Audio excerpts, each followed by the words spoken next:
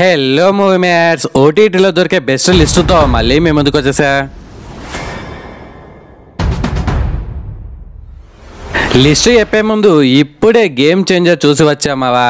ఒక్క ముక్కలో థియేటర్కి వెళ్ళాలా ఆర్ ఓటీటీలో వచ్చాక చూడాలా బ్రో అని అడిగితే వెయిట్ ఫర్ ఓటీటీ థియేటర్కి అనవసరం. దీనికి 100కి ఒక 50 మార్క్స్ ఇస్తా బ్రో. అసలు రాజమౌళి రాకముందు మనకున్న ఒకే ఒక ప్యాన్ ఇండియా ఓటమి రుచి చూడండి డైరెక్టర్ అంటే శంకర్ గారు. అలాంటి శంకర్ గారు నుండి ఇలాంటి ఇల్లాజికల్ రైటింగ్ మూవీస్ వస్తాయని నేను కల్లో కూడా అనుకోలేదు. పోనీ 1-2 అలా వచ్చాయంటే మనం అనుకోవచ్చు, కానీ ప్రతి మూవీ అలా వస్తుంటే ఇక శంకర్ గారి రైటింగ్ లో దమ్ము లేదని క్లియర్ గా అర్థమైపోతుంది.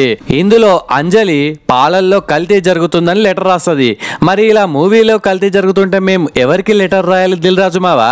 క్లైమాక్స్ అయితే నాశనం చేసే పడేసారు పో. అసలు ఎలక్షన్ కౌంటింగ్ బూతులో ఆ క్రేన్లేంటో ఆ ఫైటింగ్లేంటో మన రామ్ చరణ్ ఒక్కడే ఫైటింగ్ చేయడం ఏంటో, పోలీస్ అని వెళ్ళిపోండి అంటే వాళ్ళందరూ ఎటో ఛాయ్ తాగడానికి పోయినరు, ఎటు పోయినరు, వాళ్ళు ఉండరు.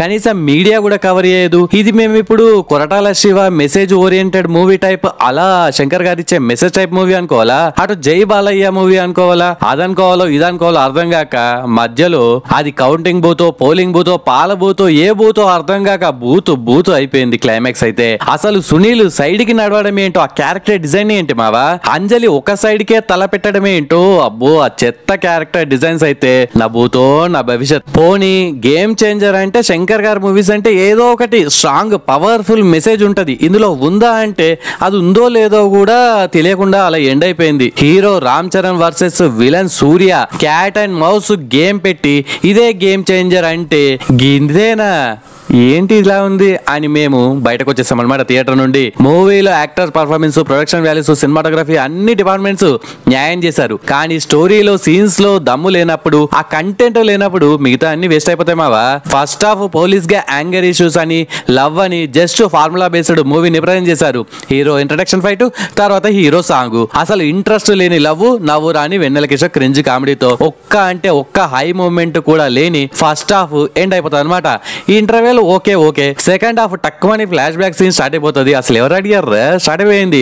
రెగ్యులర్ స్టోరీ, అది కూడా మనకు తెలిసినది, ప్రాక్టికబుల్ గా ఉంటది. ఇక క్లైమాక్స్ అయితే ఇక రాచకం అంతే. ఇంకో బ్రహ్మానందం సీన్ పెట్టారు.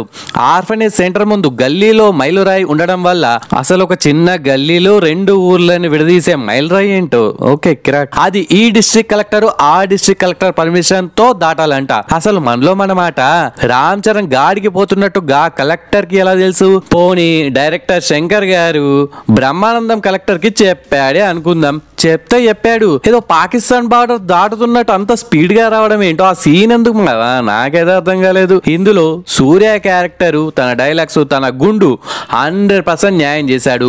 మిగతా అంతా ఇల్లాజికల్ కల్తీ, బోలెడు సినిమాటిక్ లిబర్టీతో మనం కనెక్ట్ అవ్వకుండా చేసి పడేశారు. ఇందులో ఫ్లాష్ బ్యాక్ లో కొండదేవరా అంటే నాకు విజయ్ దేవరకొండ మన దేవర గుర్తొస్తున్నాడు గాని ఈ గేమ్ చేంజర్ కొండదేవరకి అస్సలు కనెక్ట్ కాలేకపోయా. అప్పుడప్పుడు దీనికంటే దేవరనే కూర్చుంటే బెటర్ అనే ఫీలింగ్ కూడా వచ్చింది. త్రిబుల్ తర్వాత సింగిల్ హీరో సెంటిమెంట్ నిజమే అనేలా ప్రూవ్ అయిపోయింది.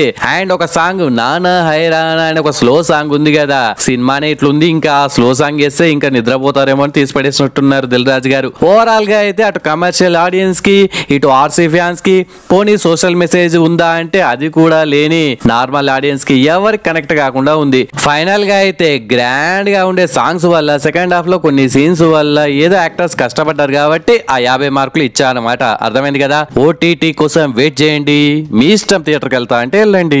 సోది లేకుండా ఒక్క ముక్కలో రివ్యూ చెప్దాం అనుకున్నా గానీ 1 నిమిషం కాస్త 4 minutes రివ్యూకి వాయే. సర్లే, అప్పుడప్పుడు అట్లా అవుతూ ఉంటది, ఫ్లోలో అట్లా వచ్చేసినాయి వర్డ్స్. లిజా number 1 breakout Telugu. ఇది ఒక సర్వైవల్ థ్రిల్లర్ మూవీ. మీకు హిందీలో ఉన్న ట్రాప్డ్ మూవీ తెలుసా? అండ్ మలయాళంలో ఉన్న హెలెన్ మూవీ చూసారా? గా మూవీస్ కాన్సెప్ట్ లాగే ఈ మూవీ కాన్సెప్ట్ కూడా ఉంటది. ఇందులో మన హీరో బ్రహ్మానందం కొడుకైన గౌతమ్ కి ఒక మోనోఫోబియా ఉంటది. ఒంటరిగా ఉంటే వణుకు పుడుతుంది. అయితే ఒక రోజు చిత్రం సీన్ ఇల్లు ఒకటి ఉంటది. ఇది ఇల్లు లాగా ఉంటది కానీ ఇల్లు కాదు అని పిలువబడే ఒక గ్యారేజ్ అన్నమాట. దాంట్లో మన హీరో స్ట్రక్ అయిపోతాడు. మరి హీరో టెన్షన్ పడ్డాడా? ఆ ఇంట్లో ఇడ్లీలు కిడ్నీల న్యూస్ ఏమైనా కనబడిందా? ఓటీటీ వణికినట్టే హీరో కూడా వణికాడా లేదా అనేదే కాన్సెప్ట్. ఇది ఒక డిఫరెంట్ ప్రయోగాత్మక మూవీ. ఇలాంటి ఎక్స్పెరిమెంటల్ మూవీస్ మీకు నచ్చితే ఒకసారి చూడండి. లేదండి. మూవీ డ్యూరేషన్ కూడా 1 hour 7 minutes మాత్రమే. సో ఒక చిన్న సిట్టింగ్ లో లేపచ్చు. దీనికి 100కి 50 మార్క్స్ ఇస్తా బ్రో. మరి ఈ మూవీని ఫ్యామిలీతో కలిసి చూడొచ్చా అంటే ఎస్ చూడొచ్చు, no problem. It's available in ETV OTT. List లో నెంబర్ 2 మ్యాక్స్, తెలుగులో కూడా ఉంది. ఇదొక యాక్షన్ థ్రిల్లర్ మూవీ. ఈ మూవీ చూస్తున్నప్పుడు మనకు మన లోకేష్ కనకరాజు ఫ్లేవర్ కనిపిస్తూ ఉంటాయి మావా. ఇందులో ఖైదీ, విక్రమ్ షేడ్స్ చాలా కనిపిస్తాయి. పోలీస్ స్టేషన్ లో జరిగే డ్రామా అండ్ 1 night ఎపిసోడ్ వల్ల అలా అనిపిస్తుంది అనమాట. ఒక చిన్న లైన్ ని పట్టుకుని ఇంత పెద్ద సినిమా స్టోరీని, స్క్రీన్ ప్లేని ఇంత గ్రిప్పింగ్ గా ఎలా రాసుకున్నారా బాబు అని డైరెక్టర్ గురించి మనం అనుకోవడం పక్క. కొన్ని సీన్స్ ప్రెడిక్టబుల్ గా ఉన్నా గానీ కొన్ని ట్విస్ట్ల కోసం, అదిరిపోయే యాక్షన్ ఎపిసోడ్స్ కోసం పక్కాగా ఒకసారి చూడొచ్చు. దీనికి 100కి 65 మార్క్స్ ఇస్తా బ్రో. మరి ఈ మూవీని ఫ్యామిలీతో కలిసి చూడొచ్చా అంటే ఎస్ చూడొచ్చు, నో ప్రాబ్లం. కానీ ఇది ఇంకా అఫీషియల్ గా రాలేదు, బట్ ఆన్లైన్ లోకి వచ్చేసింది హెచ్డి ప్రింట్, చూసేయండి. లిస్ట్ లో నెంబర్ 3 నీలి మేఘ శ్యామ, తెలుగు. ఇదొక లవ్ స్టోరీ మూవీ. మన 35 మూవీ హీరోకి జ్ఞానోదయం కావాలని మనాలికి వెళ్తాడనమాట. మరి అక్కడ మనోడికి జ్ఞానోదయం అయిందా, ప్రేమోదయం అయిందా అనేదే ప్లాట్ అనమాట. మేఘ అనే హీరోయిన్ పోరి ట్రెక్కింగ్ లో శ్యామ్ అనే హీరో పోరతో కలిసి నడిచే లవ్ స్టోరీ కాబట్టి దీనికి నీలి మేఘ శ్యామ అనే టైటిల్ పెట్టారనమాట. మరీ గ్రేట్ లవ్ స్టోరీ కాదు, ఫుల్ కామెడీ మూవీ అంతకన్నా కాదు. ఓకేలా టైం పాస్ చేసే మూవీ ఇది. ఇంతకీ మీ ఫేవరెట్ డిష్ ఏంటి?